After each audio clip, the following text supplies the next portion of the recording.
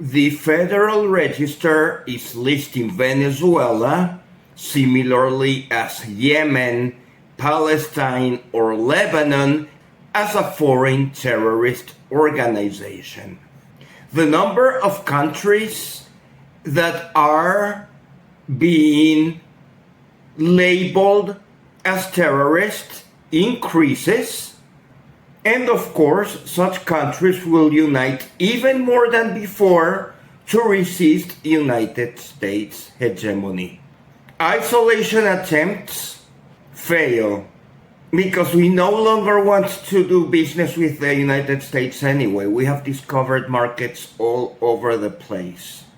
It might take time and it might take initial struggle, but a new young alliance is shaping, while the old decadent warmongering way of conducting international relations is increasingly exhausted. Some flights are still operating at Maiquetía Airport. Laser Airlines, Acerca Airlines, Conviasa, Air Europa, and we are taking notice of the airlines that suspended operations as they might have their licenses completely revoked. We expect either Marco Rubio or Donald Trump to chicken out, and they will want some dialogue. Dialogue with Nicolás Maduro will be tough if it turns out, because Venezuelan population is not pleased with this constant psychological aggression, and we expect President Maduro to remain tough. The foreign minister of Israel is complaining about Venezuela just when the country was designated as a foreign terrorist organization by the United States. Venezuelan Foreign Minister Ivan Gil replied to him that he is a genocide. The evil people of the world are harassing Venezuelans because we are strong and because we are able to endure adversity. Over the weekend, the Socialist Party organized the comunas. I am not too familiar with them. I have never belonged to the Socialist Party, but I wish them well. It seems they are trying a social kind of organization that has functioned well in countries such as China. They develop community projects, and they are supposed to establish priorities for escalation into the federal government. Interior Minister Diosdado Cabello jokes that the opposition doesn't talk too much about the comunas, and that is probably because we don't know much what they are. However, if their goal is to increase them, perhaps there will be a time where they will expand to places in the country that usually are unfamiliar with that kind of organization. Changes go step by step. Considering the decay of democracies in Western countries, it will not be harmful to try something new, especially if that form of social organization has worked in countries such as China, which is our major ally. Messages from Russia and Iran are always friendly. In this sea of psychological warfare provoked by the United States and some sectors in Europe and Latin America and the Caribbean, which are absolutely aligned with the warmongering attitudes of the United States. Venezuela will be able to live with the airspace under a closure warning. We have already resisted 4 months of siege in the Caribbean. And the United States continues reluctant to fire. Secretary of War Pete Hegseth is under a number of domestic problems. United States Congress is asking for his resignation. Marco Rubio contradicts his own Ukraine policy. Donald Trump is increasingly ill. It looks unlikely that the United States could go any further.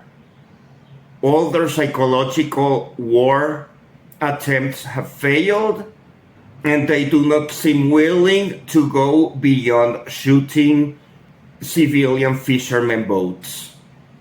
These 2 days of maximum psychological pressure through the designation of Venezuela as a foreign terrorist organization and attempts to close Venezuelan airspace are requiring full resistance of our population and complete rejection to all those in favor of an invasion. Venezuelans abroad who are asking for a United States invasion into Venezuela are becoming isolated even in the United States. CBS News poll showed a result of overwhelming majority of the American public rejecting invasion into Venezuela, as they do not perceive Venezuela as a threat, or at most a minor threat to the United States. And Venezuelans abroad claim to lecture CBS News poll as a fake poll. Representative Maria Elvira Salazar continues her idiotic threats of capturing Maduro. All those people do is to complain, and they have made life miserable in Venezuela. Since 2002, when they stopped production of petroleum, after the failed coup attempt on Hugo Chavez, the petroleum industry personnel stopped oil production and oil refining. They caused a major shortage of gasoline for 2 months in Venezuela. And of course, Hugo Chavez had to fire them in January 2003. They were not doing their job. They were supposed to be doing a technical job in the oil industry, and they only used it for petty politics. And they have continued same aggression against the country for 23 extra years. Their desire for blood and damage is unacceptable, and they will not prevail. They think United States will just come, shoot a bomb, and change the government and install a United States friendly dictatorship. But it does not look the case. Venezuelan society is extremely well organized. Even the people who don't belong to the comunas and do not participate in the Socialist Party, we still are part of our nation. We are in unity for our own development and destiny, and it has been so during more than 2 centuries of independence.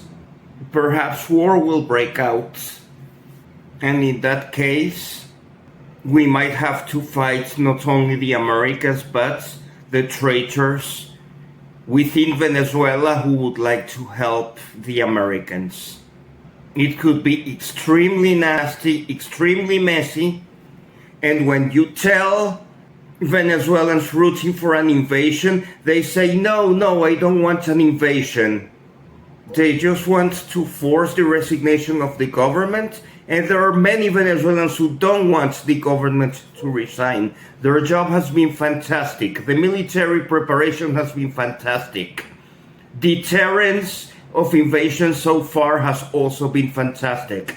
Alliances with China, Iran, Russia, North Korea, and other powerful countries is also fantastic. Mexico is increasingly in the same situation And President Sheinbaum is also demonstrating a lot of leadership. In Matamoros, Tamaulipas, there was an incursion of United States military, and the Gulf of Mexico beach appeared with signs claiming that such Mexican beach was property of Departments of Defense. Mexican military were able to remove those signs, but the invasion attempt into Mexico has already been documented. And same could happen into Venezuela. We have heard the idiotic proposal of throwing pamphlets into the Venezuelan airspace for Venezuelans being ordered around to overthrow President Maduro. How would the United States manage to throw pamphlets into Venezuelan airspace if it is fortified? They attempt to provoke incursions into the coast, and so far all of them have failed. Promoters of regime change also boast that theirs is a spiritual cause, while in fact what they are doing resembles more a devil. In the name of God, they are trying to harass an entire population that so far has been living peacefully. All they want for us are sanctions, blockade, prohibition of flights, designation of our population as terrorists, and they expect us to treat them well in favorable terms for commerce of our petroleum, gold, and other natural resources once dialogue comes back. When the peoples of Iran, Lebanon, Palestine, and Yemen defend so fiercely their land against the United States psychological and military aggression, that always seemed foreign to Latin Americans. And today, we understand why. And Venezuelans are joining those Middle Eastern nations, as we are all considered terrorists anyway, while the terror is installed upon us. Because this psychological warfare has been non-stop. We will not overthrow our government just because Western propaganda wants a regime change. Venezuela is not a failed state. We are prepared to endure whatever evil is planned to be imposed upon us. And we are prepared to fight as long as necessary. It is unclear what will happen with deportation flights from the United States into Venezuela. Donald Trump wants to deplete hundreds of thousands of Venezuelans who still are violating United States migration laws. They should be repatriated into Venezuela, but repatriation flights are no longer feasible to be organized, as our authorities are now considered a terrorist organization. So how are we going to make deportation arrangements with the United States? Perhaps they will find a loophole. I hope so.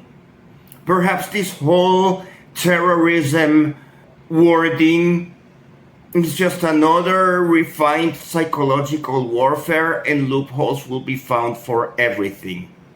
Because a few days ago, Donald Trump said that he wants to dialogue with President Nicolás Maduro. How could that be possible if, according to United States law, United States officials are prohibited to speak to Venezuelan officials because they are terrorists? And by extension, Venezuelan population is also terrorist because we all carry identity cards issued by a foreign terrorist organization according to United States Federal Register. If this war breaks out, Venezuelans have a lot of reasons to put as much courage as we can to defeat United States, because it is absolutely immoral what they are doing to us. On a brighter note, Venezuelan Foreign Minister Ivan Gil is in Paramaribo, Suriname, celebrating the 50th anniversary of Suriname's independence, and he has met with Suriname's president, showing that Venezuela is not isolated. We continue relations with other countries in South America at the highest level. And we recognize that any country that deals with Venezuela right now is facing enormous pressure from the United States. That is a country that all it does is to harass and harass and harass everyone else. And they don't produce anything. United States manufacturing is over. Manufacturing giants nowadays is China, and China is Venezuela's ally. But United States needs to blame someone else on their own faults, and that someone else is Venezuela. A country that not too long ago American citizens did not even know exists. Venezuelan defense systems are ready. We have drones, we have missiles, we have state-of-the-art aircraft, we have speedboats similar to those that were used by Yemen on the Red Sea. Warmongers are pushing Venezuela to fire first. There are provocations constantly from the United States, and they are wishing us to retaliate. So far, we haven't done so. We are monitoring movements made by United States in Trinidad and Tobago. Citizens of Trinidad and Tobago who object to United States interference in domestic Trinidad and Tobago affairs risk losing their United States visas in complicity with the Trinidad and Tobago government. Brazil and Colombia are still wobbling their adherence to either Venezuela or United States. However, they will soon have to make a decision, and so will the rest of Latin America. United States will have to declare war against Venezuela soon if they wish to continue their actions, because their psychological repertoire has been exhausted. The recent attack to a PDVSA facility at the Orinoco Belt operated by Petro Cedeño seems likely to have been an act of sabotage.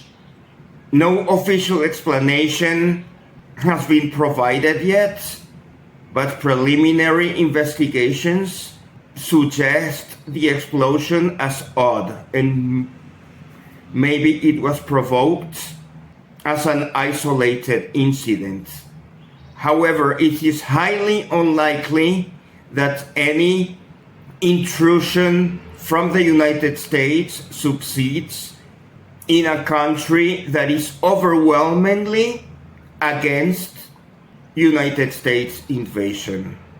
And we would like to be thankful to that majority of United States citizens who are now enduring in their own country the obsession of Venezuelan exiles who failed in Venezuela and are now also failing in the United States as they are trying to impose a war that nobody else cares about.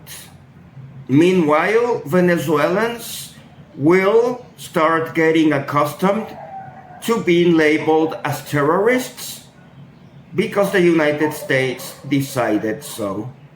And we will increasingly enhance our relationship with other countries that are labeled as terrorists, while the only terror has been constant psychological harassment, whose positive aspect is making us even stronger.